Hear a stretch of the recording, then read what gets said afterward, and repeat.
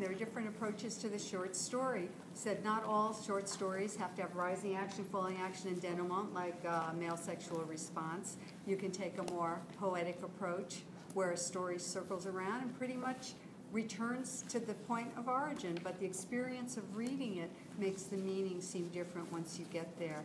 We talked about how conflict doesn't have to be gladiators banging against each other, that you can have 2 points of view. You can have more a structure that's like a seesaw, where one person or one frame of mind, one philosophy is on the top, one is at the bottom, and they go back and forth.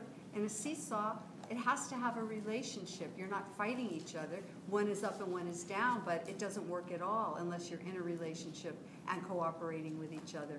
And we looked at how Amy Hemphill uses image patterning to create a sort of psychological landscape where you don't even notice the kinds of imagery and repeated word repetition and themes that repeat again and again in a story. They go into your unconscious almost subliminally because they're threaded through the story in a lot of different ways.